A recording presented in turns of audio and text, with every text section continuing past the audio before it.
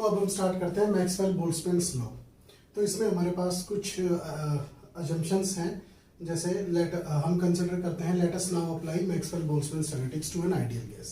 हम एक ideal gas के ऊपर मैक्सवेल बोल्ट्जमैन स्टैटिस्टिक्स अप्लाई करते हैं। कंसिडर, अब हम क्या करते हैं, consider N ideal gas at absolute temperature T enclosed in a vessel of volume V। हम एक वेसल के अंदर जिसका वॉल्यूम V है उसके अंदर एक आइडियल गैस लेते हैं जिसका एब्सोल्यूट टेम्परेचर T है। ओके, अब इस गैस के अंदर जो मॉलिक्यूल्स हैं उनकी संख्या n है। ओके, ये अब उस गैस के अंदर जो मॉलिक्यूल्स हैं वो क्या कर रहे हैं, they are constantly moving randomly, वो रैंडमली मूव कर रहे हैं in all directions, in all possible directions, सभी पॉसिबल डायरेक्शंस के अंदर, and they are colliding with each other, और वो एक दूसरे से भी कोलाइड कर रहे हैं, और they are also colliding against the wall of container, और वो वॉल ऑफ कंटेनर के भी अगेंस्ट कोलाइड कर रहे हैं। तो आप okay, if the gas is thermally isolated, अगर गैस थर्मली आइसोलेटेड है, then no exchange of energy with the surrounding takes place. अगर हमारे पास में जो गैस ली हुई है कंटेनर के अंदर वो क्या है, थर्मली आइसोलेटेड है, ये जो गैस ली हुई है इसका T जो है टेम्परेचर कांस्टेंट है, ठीक है, T इज टेम्परेचर कांस्टेंट। अगर टेम्परेचर कांस्टेंट है तो total energy U of all the molecules of gas remains constant. जो टोटल एनर्जी है मॉलिक्यूल्स की दैट विल रिमेन कांस्टेंट। ऐसी स्टेट जिसमें उसकी टोटल एनर्जी कांस्टेंट होती है, ठीक है, उस स्टेट को हम क्या कहते हैं, स्टेट ऑफ थर्मल इक्विलिब्रियम या state of equilibrium statistical mechanics में।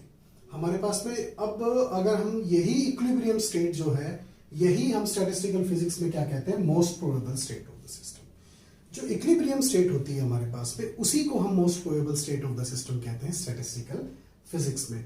ओके, अब हमें क्या करना है, now we have to find, अब हमें क्या फाइंड आउट करना है, now we have to find the energy distribution law. अब हमें फाइंड आउट करना है एनर्जी डिस्ट्रीब्यूशन लॉ किसका, दीज एन मॉलिक्यूल्स का। ये जो हमने एन मॉलिक्यूल्स यहां पे ले रखे हैं जिनकी टोटल एनर्जी U है और जो एक वॉल्यूम V के अंदर है, लेकिन किसके अंदर, इन इक्विलिब्रियम स्टेट और मोस्ट प्रोबेबल स्टेट। ठीक है, इस चीज का हमें सबसे ध्यान रखना है कि जो हम Maxwell Boltzmann distribution law of energy define करने जा रहे हैं या फाइंड आउट करने जा रहे हैं वो किस स्टेट के लिए है, वो most probable state of the system है, और you can say the equilibrium state of the system जिसकी एनर्जी हमेशा कांस्टेंट है। अब हम कुछ अजम्पशंस यहाँ पे हमने कंसिडर करते हैं। जब भी हम स्टैटिस्टिकल फिजिक्स में ये सबसे इंपॉर्टेंट बात होती है कि जब भी आप कोई लॉ को ड्राइव करते हैं तो आपको सर्टेन अजम्पशंस अज्यूम करनी पड़ती है कि सिस्टम के बारे में, मॉलिक्यूल्स के बारे में, पार्टिकल्स के बारे में। तो यहाँ पे हमारी अजम्पशंस क्या है, हमारी पहली अजम्पशंस है कि गैस मॉलिक्यूल्स हैं, they are moving in all possible directions, they are moving in all possible direction, they are moving randomly with kinetic energy, और जो उनकी kinetic energy है वो कहां से कहां मूव कर रही है, 0 to UK। सेकेंड assumptions हमारे पास में, we divide energy intervals। अब 0 to UK हमारे पास में बहुत लार्ज इंटरवल हो गया है, बड़ा इंटरवल हो गया है, और नंबर ऑफ पार्टिकल्स की संख्या n है विच इज वेरी लार्ज। सो हम क्या करते हैं, इस एनर्जी इंटरवल्स को छोटे छोटे स्मॉल इंटरवल्स में तोड़ देते हैं जो 1 2 3 UI से UK के बीच में वेरी कर रहे हैं। आप यहाँ देख सकते हैं U1 U2 U3 and goes up to UK। Okay, अब हम नेक्स्ट हमारी अजम्पशन है कि ये मॉलिक्यूल्स, जो मॉलिक्यूल्स n मॉलिक्यूल्स हैं वो एनर्जी रखते हैं 0 to UK।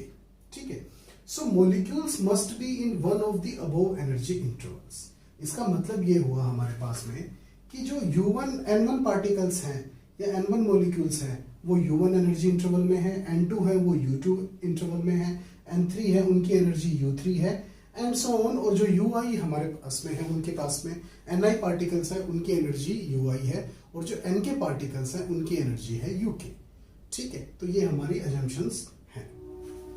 So next assumption है, Ni पार्टिकल्स को हमने K कंपार्टमेंट्स में रखा हुआ है और उन कंपार्टमेंट्स में जो एनर्जी है वो बेसिकली 0 टू UK वेरी कर रही है।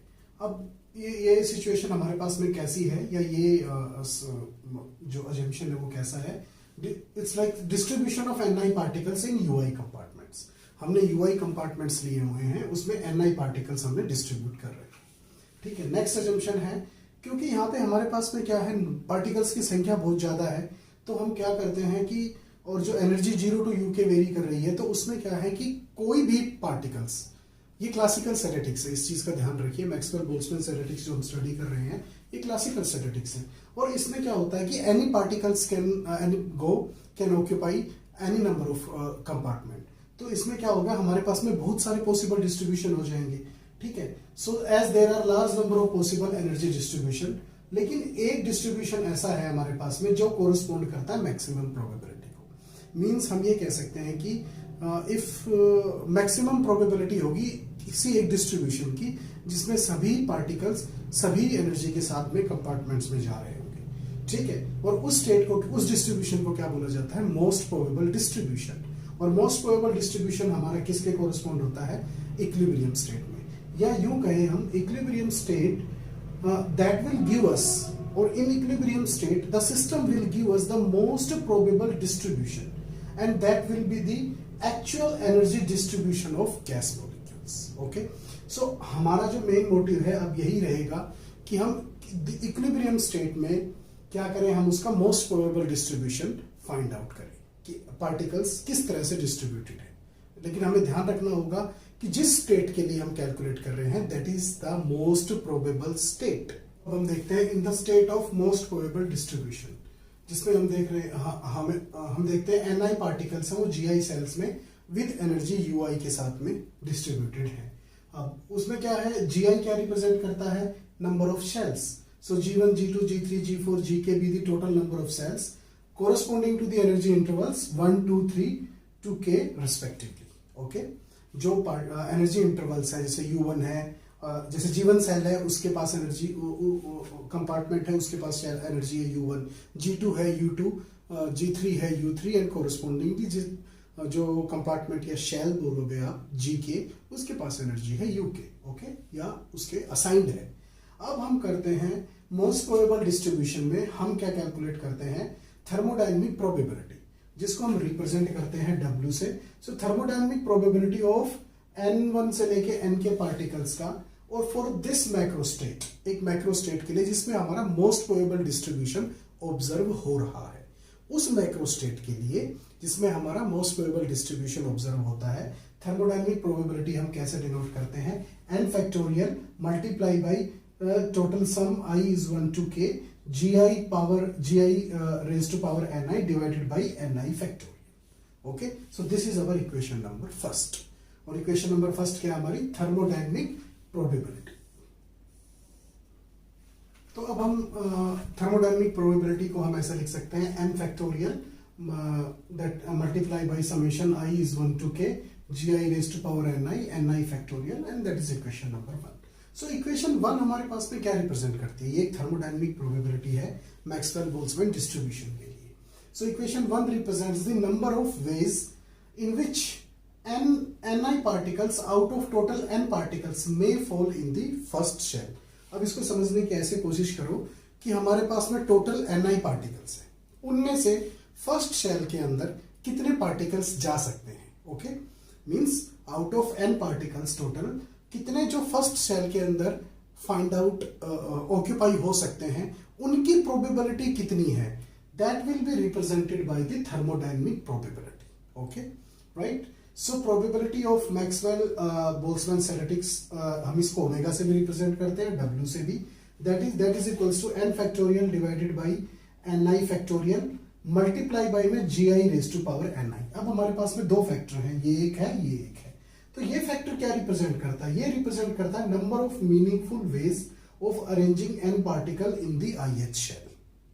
तो ये हमारे पास में ये आप समझने की कोशिश करो, ये वही चीज है, आउट ऑफ n पार्टिकल्स हमारे पास में कितने Ni पार्टिकल्स हैं जो हमारे पास में क्या ith शेल के अंदर ऑक्यूपाई हो सकते हैं, ठीक है। एंड अब क्या है, gi raise to power ni हमारे पास में क्या है, ये प्रोबेबिलिटी है, किसकी प्रोबेबिलिटी है, उन Ni पार्टिकल्स की। ओके, उन Ni पार्टिकल्स की जो साइमल्टेनियसली ith शेल में जा सकते हैं, क्योंकि हमारे पास में N1 N2 N3 बहुत सारे पार्टिकल्स हैं, उनमें से कितने पार्टिकल्स एक साथ किसी ith शेल में जा सकते हैं, ठीक है। और फिर वो मल्टीप्लाई किससे हो रहा है, उनके अरेंजमेंट के तरीके से, कि N1 आ रहा है, N2 आ रहा है, N3 आ रहा है, या फिर N2 आ रहा है, N2 3 आ रहा है, N4 आ रहा है, या N5 आ रहा है, N6 आ रहा है, N7 आ रहा है, ये इस तरह से है।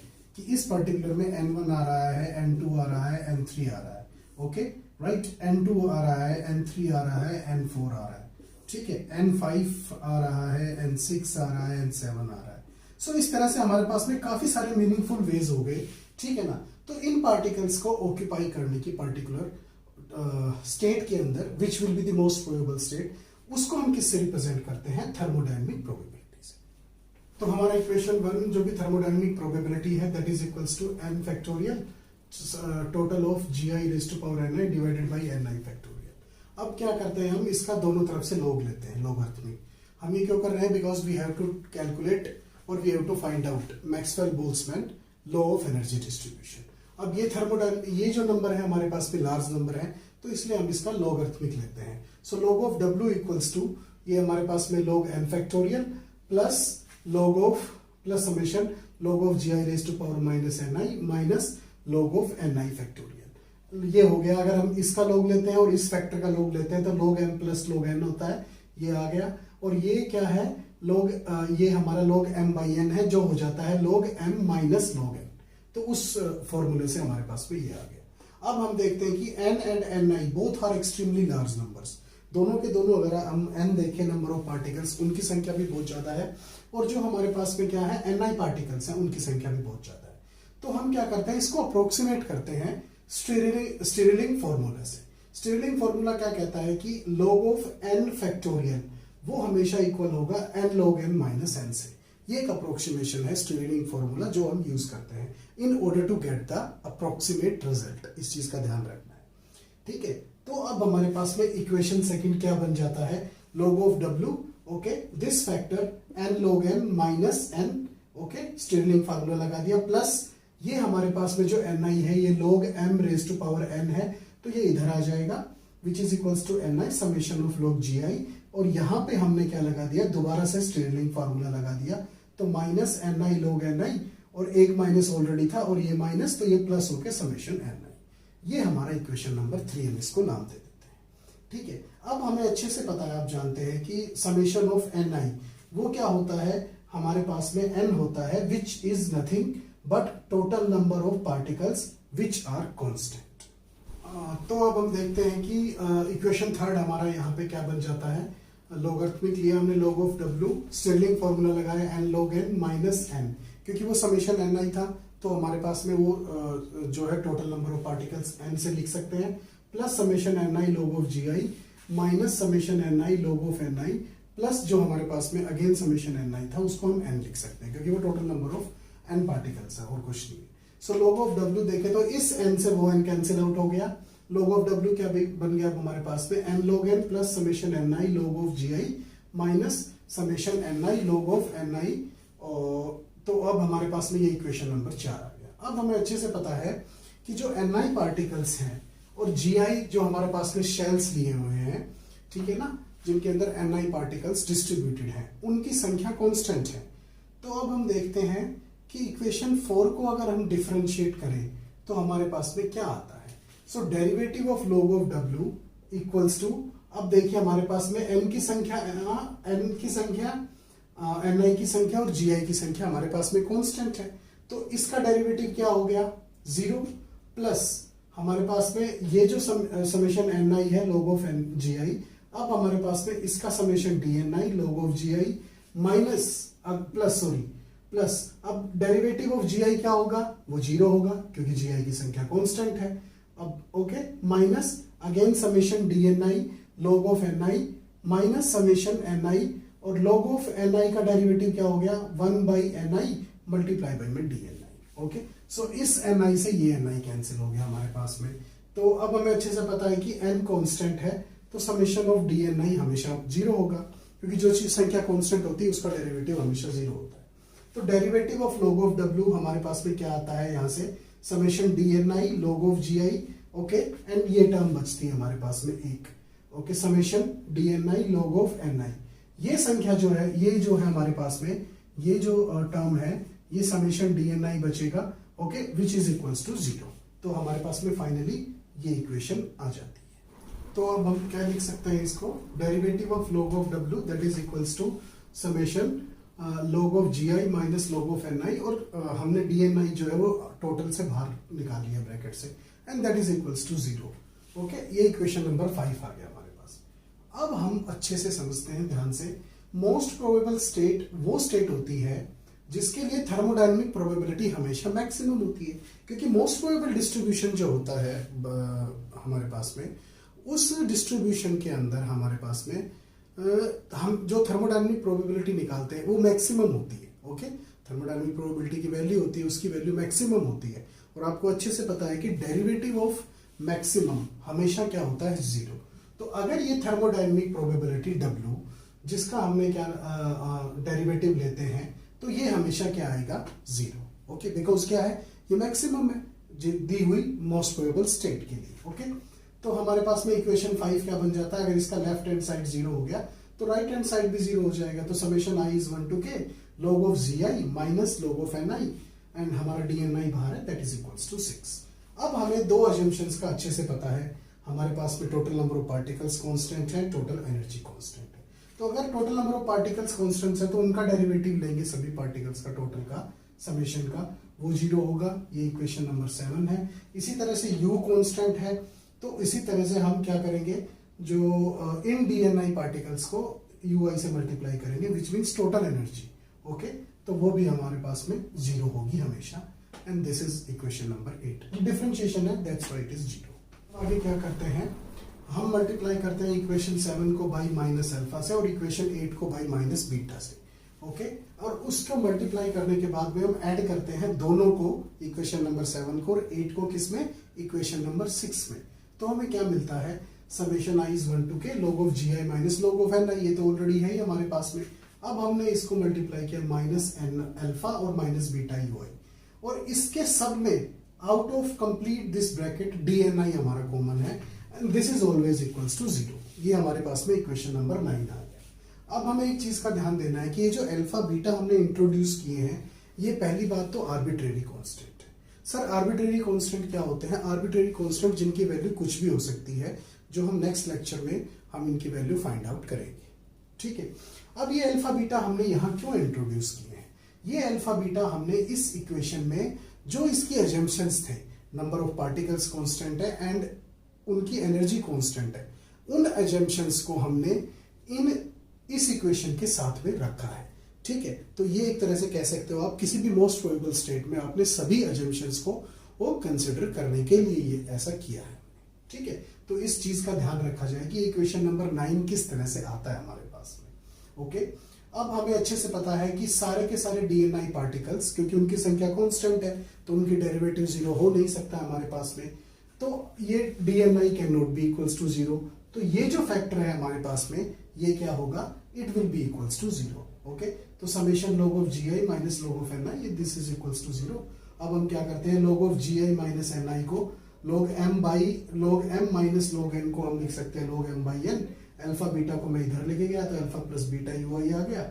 अब हमारे पास में क्या आता है, जी एन आई। अब मैंने एंटी लॉग ले लिया तो ये एक्सपोनेंशियल बन गया E plus E exponential of alpha plus beta U I G I upon N I, और इसको मैं कैसे लिख सकता हूँ, N I equals to G I upon में E raise to power alpha plus beta U I. तो हमारे पास में मैक्सवेल बोल्ट्जमैन डिस्ट्रीब्यूशन लॉ क्या आ गया, N I equals to G I upon में E raise to power alpha plus beta U I, और हम इसको ऐसे लिख सकते हैं N I equals to G I E raise to power minus alpha minus beta U I, and this law we got for the most probable energy state. ये जो हमें लॉ मिला है वो ध्यान रखना मोस्ट प्रोबेबल एनर्जी स्टेट के लिए है, वो कोई स्टेट होता है हमारे पास में। सो इक्वेशन 11 हमें क्या देता है, so equation 11 represents Maxwell Boltzmann law of energy distribution for most probable state. ध्यान रखना, जो हमें N I equals to G I upon में E raise to power alpha plus beta U I मिला है, ये क्या रिप्रेजेंट करता है, ये रिप्रेजेंट करता है Maxwell Boltzmann law for of what, of energy distribution. ध्यान रखना हमें इस बात का ध्यान से कि अगर एग्जाम में पूछा जाता है कि भैया आपको क्या निकालना है, मैक्सवेल बोल्ट्जमैन लॉ फॉर किसके लिए, एनर्जी डिस्ट्रीब्यूशन के लिए, तो आपको ये डेरिवेशन फॉलो करना है। ठीक है, इक्वेशन 11 से हमें क्या इंफॉर्मेशन मिलती है, इक्वेशन 11 से हमें एक इंफॉर्मेशन और मिलती है कि number of gas molecules in the ith shell of having energy ui. जो कितने पार्टिकल्स ऐसे हैं, ठीक है ना, या उनकी संख्या क्या है जो ith शेल में रखे गए हैं एनर्जी ui के साथ में, तो उनकी संख्या आपको कैलकुलेट करनी है या उनका नंबर आपको कैलकुलेट करना है, ठीक है ना, जिनकी एनर्जी ui है और वो पर्टिकुलर शेल में रखे गए हैं ith शेल में, क्योंकि ith शेल के कोरस्पॉन्डिंग एनर्जी ui है, राइट। तो आपको क्या फॉलो करना पड़ेगा, मैक्सवेल बोल्ट्जमैन स्टैटिस्टिक्स वहां पे अप्लाई करनी पड़ेगी, या मैक्सवेल बोल्ट्जमैन लॉ आपको एनर्जी डिस्ट्रीब्यूशन लगाना पड़ेगा। अब हमारे पास में Ni/Gi होता है। Ni/Gi क्या होता है, ऑक्यूपेशन इंडेक्स। ऑक्यूपेशन इंडेक्स को आपको एग्जाम में पूछ सकता है, find out the occupation index for Maxwell Boltzmann law of energy distribution, तब भी आपको यही डेरिवेशन फॉलो करना है। तो Ni/Gi जो ऑक्यूपेशन इंडेक्स होता है, इसका मतलब है कि Ni पार्टिकल्स जिनकी एनर्जी ui है उनको gi शेल्स में रखा गया है, तो आप उनको किस तरह से डिस्ट्रीब्यूट कर सकते हो या उनका डिस्ट्रीब्यूशन कैसा होगा, ठीक है, तो उसको बोलते हैं occupation index. So Ni/Gi is equals to e raise to power alpha plus beta ui। Okay, तो इस तरह से हम डिफरेंट इंफॉर्मेशन यहां से फाइंड आउट कर सकते हैं, ठीक है। तो आपको ध्यान में रखना है कि Maxwell's Boltzmann law of energy distribution जब भी आता है आपके पास में, तो ये डेरिवेशन फॉलो करना है, ठीक है। तो ओके, हम अब we finish our lecture here. Next, in the next lecture we will try to calculate the value of alpha and beta. Okay, thank you students, keep